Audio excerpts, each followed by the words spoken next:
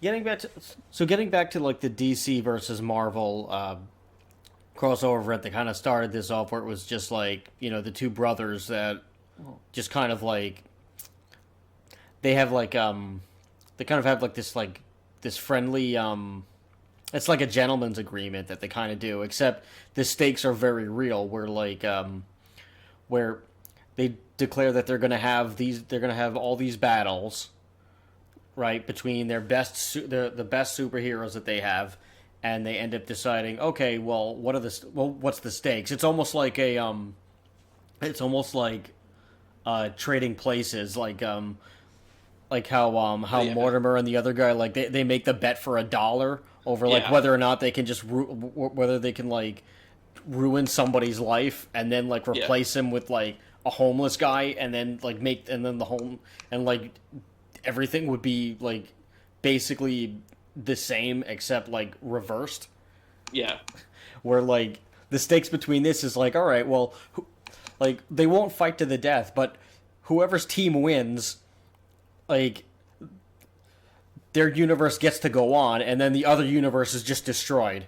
Yeah. And it's like, what the? It's like, you can't do that. That's so messed up on so many levels.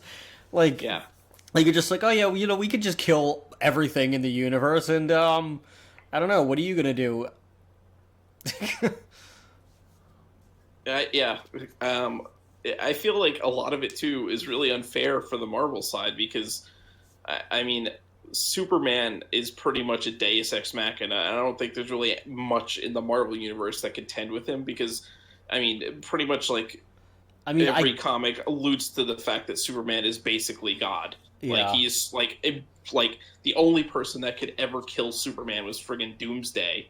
Otherwise he only has like his one weakness is kryptonite, and that's like, that's the only thing. And Doomsday was the only one that actually could beat him by like brute strength because that's how strong yeah. he is. Well, because he's also like of Kryptonian descent, Yes. and where, I mean, also like even the green kryptonite, like in certain storylines, like certain like Superman, like I guess more of like the recent one, Superman isn't as like deathly weak to it as he was in earlier ones. Like in a Yeah. lot of like Superman things that you'll see or you'll read, like the second that the green kryptonite shows up, even if the person was like holding it in their pocket the entire time, like, and Hmm. he has no problem. This I always thought was stupid.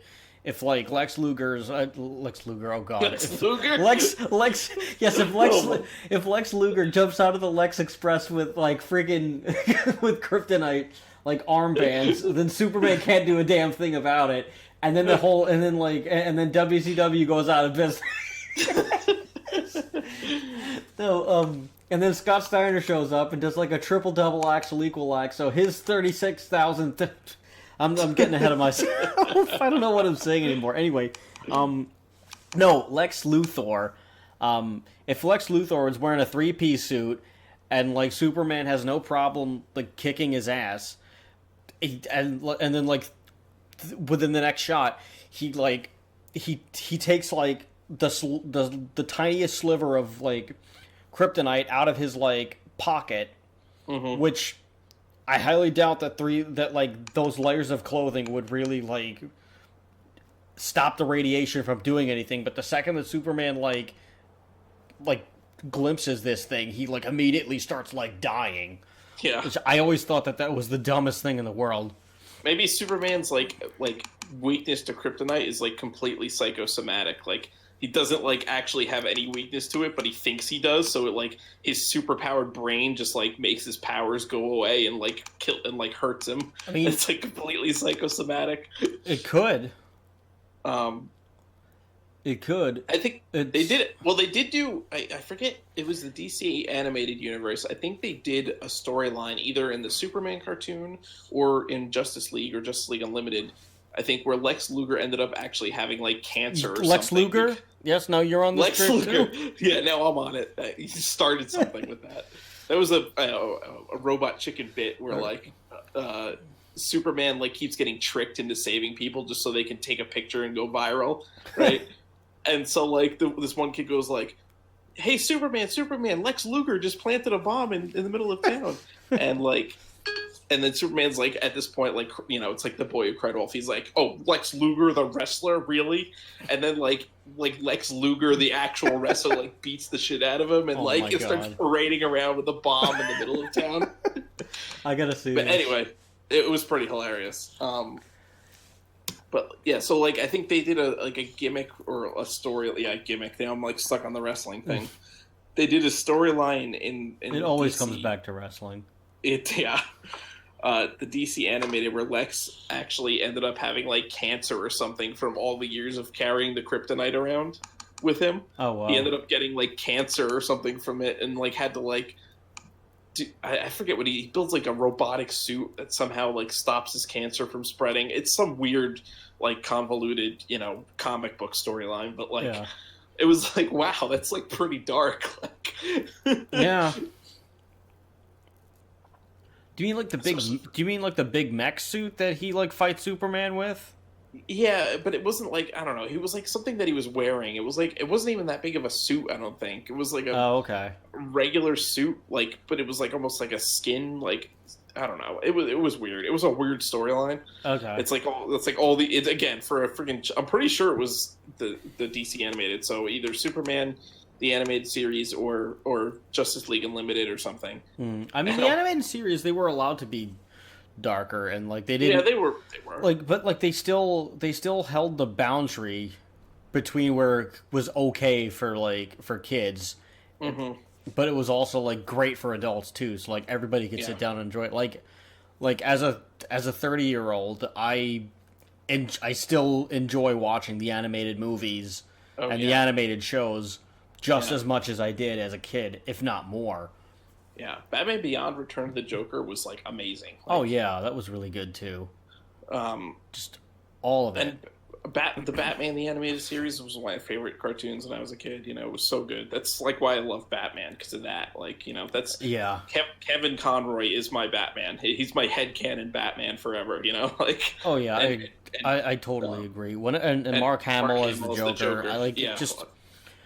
There's nothing that stops that. Like if I'm reading a comic, those are the voices that I hear in my head when like as I'm reading the words. But the result of like the DC Marvel fights, like so the first 6 battles, like the creative team went through with them and like they determined who was going to win, and then like the 5 that were the difference makers, the readers actually voted on who would win the fights, and then like they did the other ones, and we actually don't know who won the last fight.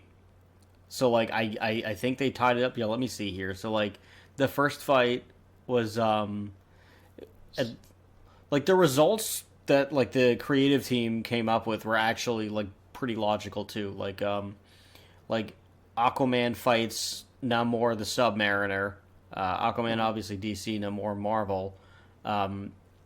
Aquaman wins by summoning a whale to like just squish him basically.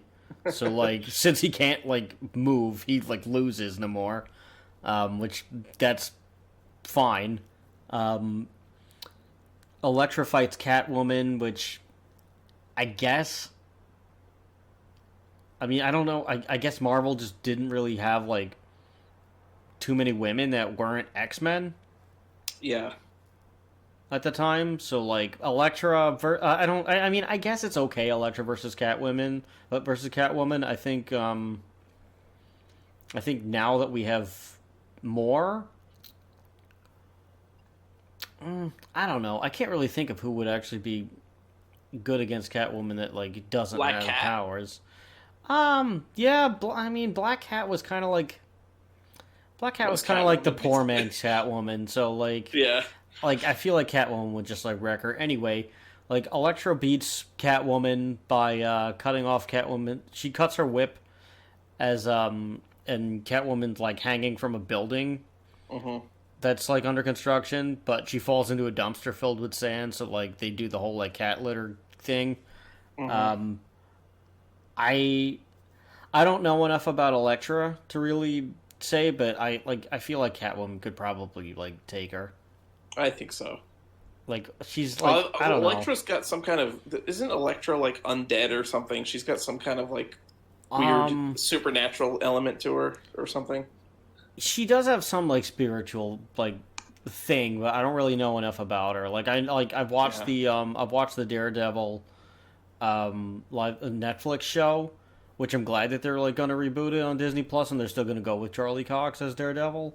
Mm-hmm. I'd like it if they continued it, but it doesn't look like they're going to do that. She had something, but like I don't really remember. It's been such a long freaking time. Yeah. Then the Flash fights Quicksilver. Like most of the Marvel characters representing them are X-Men, by the way. Yeah. The Flash fights Quicksilver. The Flash wins using superior speed. Well, I don't know what that means. I'm reading the Wikipedia.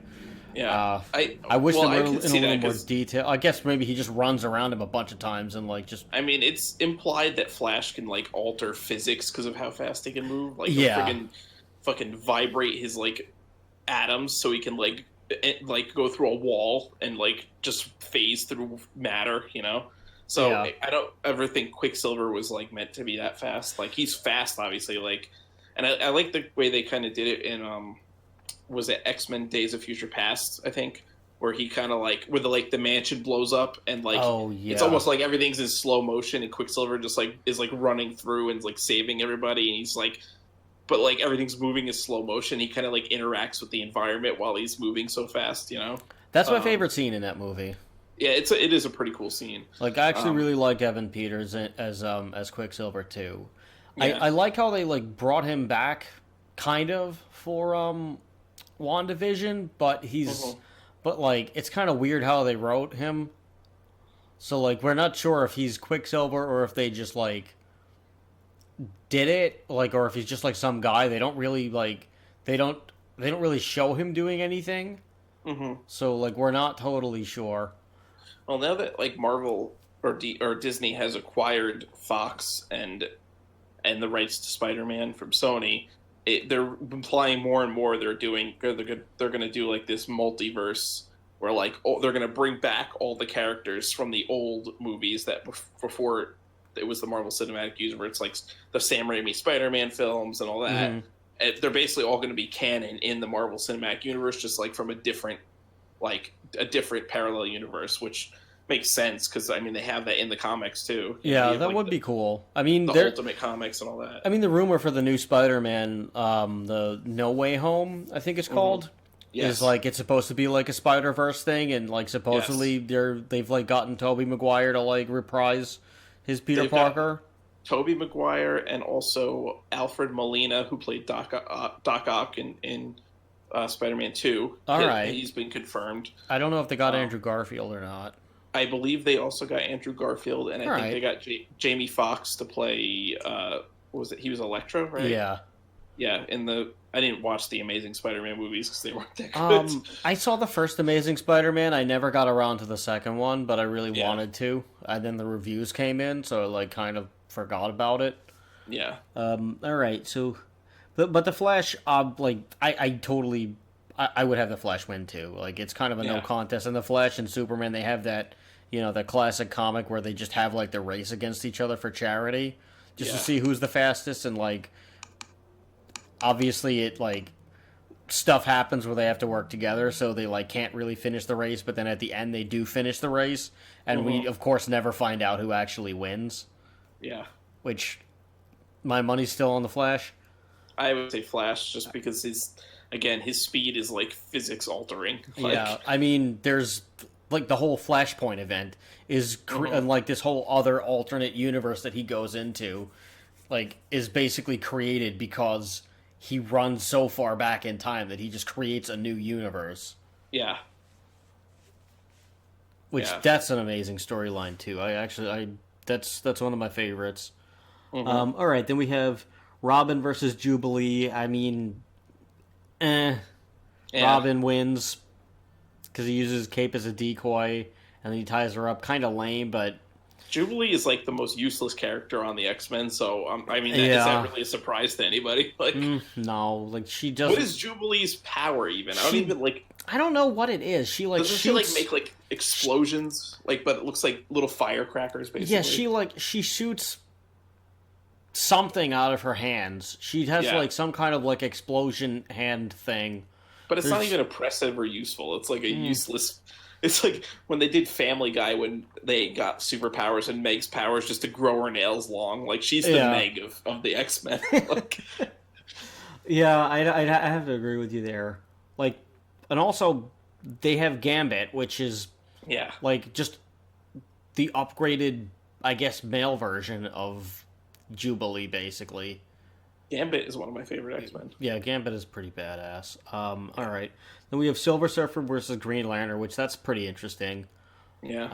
I feel like Iron Man versus Green Lantern would have been really good, too. Yeah. Oh, wait, no, but they're in the... No, they're not. Okay. That would be... Actually, a Green Lantern Iron Man would be cool. That would be interesting. Yeah. Maybe they're... Well, maybe that exists in the Amalgam universe. I don't know. I haven't looked at all... I don't know all of the heroes that they have in that universe. We haven't even like scratched the surface. Silver Surfer beats Green Lantern. Totally makes sense. Yeah, I mean, Silver Surfer is the herald of Galactus, so yeah, that's like apparently a no-brainer to me. So apparently, how he wins is like they both collide, they both crash into each other, and like there's a giant like supernova, and Green Lantern gets knocked out, and Silver Surfer is like fine. Again, not surprised because Yeah. he's basically not a full god, maybe, but definitely like a demigod, I would say. Like, yeah, I would say he's a demigod for sure. Then we have Thor versus Shazam, also pretty good matchup. Thor wins when Captain Marvel like is forced to, or Shazam. His real name is Captain Marvel, but we have obviously too much confusion, so Shazam is kind of better, and I like that name anyway. It's what he screams. So yeah. So Shazam has to like change back into like Billy Batson, where like because he's really like a 10-year-old boy, which is kind of funny. Yeah. So he like tries to change back, and he like can't because Thor uses Mjolnir, which is his hammer, to like intercept a lightning bolt that would like turn. So for those of you who do not know, when Shazam turns into Shazam, he's a 10-year-old boy named Billy Batson. Like it's kind of like a take on like when you're a little kid and you like pretend that you're a superhero. And then, like, you know, you say a magic word, and then you transform into this big superhero. Well, like, this actually happened. So he turns into this superhero that's, like, from Greek mythology and stuff. And he, like, just gets he gets this stuff. And that's kind of where, like, I was saying before how, like, in a lot of the, in certain more recent Superman comics, how he has, like, more of a resistance to kryptonite. Like, it still hurts him, but it doesn't, like, outright just kill him as much. And they have, like, the other types of kryptonite, like the red kryptonite that, like, gives him, like, super strength, like, even more, like, strength. It's basically, like, steroids. Yeah. And they have, like, the blue kryptonite, and they have, like, I think they have black kryptonite and all this other stuff. But there was a storyline where Superman was fighting Shazam, because there was like a whole bit of buzz of like, oh well, could Shazam take Superman in a fight? Like, so like they did that, and this was where they like kind of had to like fudge Superman's like lore a little bit, and this was where they started incorporating magic as a weakness. Oh yeah. So like some people didn't and still don't agree with it. It's comic books, so whatever. I actually haven't asked my dad about this. My dad's a big Superman fan.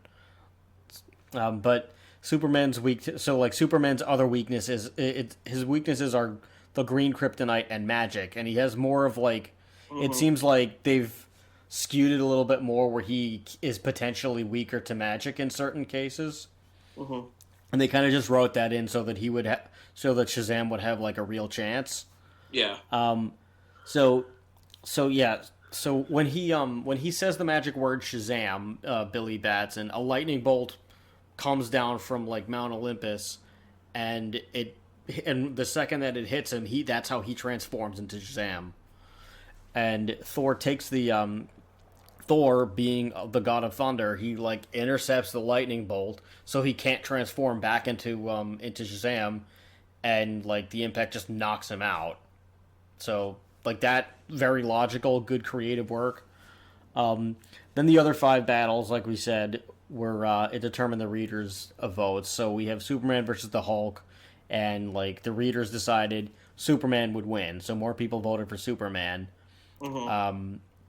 Which I think is the right choice. I think so too. I think so Even too. though the Hulk is like basically invincible, like I'd still think, because again, Superman's just such a Deus Ex Machina. Like it just makes sense for him to win. Like he's basically immortal, like and invincible. So right, like for Superman, the only thing that would really like kind of stop him is like if you just like you have to take the sun out of the equation. Like you'd have to move the sun. Or like somehow, or you have to block it out. Like Mr. Burns could beat Superman easily. I feel like if the Hulk could like freaking throw him or beat him and like hit him with something, so he flies into a friggin' solar system with a red sun instead of a yellow sun. That could be a feasible thing, but possibly, like like Space Hulk would have to be pretty powerful. Yeah, I mean in like the Planet Hulk one, he becomes like the strongest that he could possibly be, I think. But yeah, I would agree more that Superman could beat the Hulk, because Superman also, he could just take the Hulk, and I think they did this in something where like he takes the Hulk and he like, not Superman specifically, but like they take Hulk and they just like fly him up into the ozone layer and like into like space basically, where he like can't really breathe, or like he just has to like Superman like to beat the Hulk, you don't have to like just incapacitate him. Yeah, you don't have to fight him. You just have to outlast him. Yeah. Well, it's like in was it Avengers 2 where like he fights Iron Man, the Hulk kind of goes wild, so Iron Man breaks out the Hulkbuster armor and basically just like throws him into a building, blows the building up, and then just like fucking like power bombs him down into the ground, like basically just like knocks him out cold, and that's how he turns back into Bruce Banner, you know? Yeah. It's really just like making the Hulk go to sleep. Pretty much is how you beat him. Yeah. So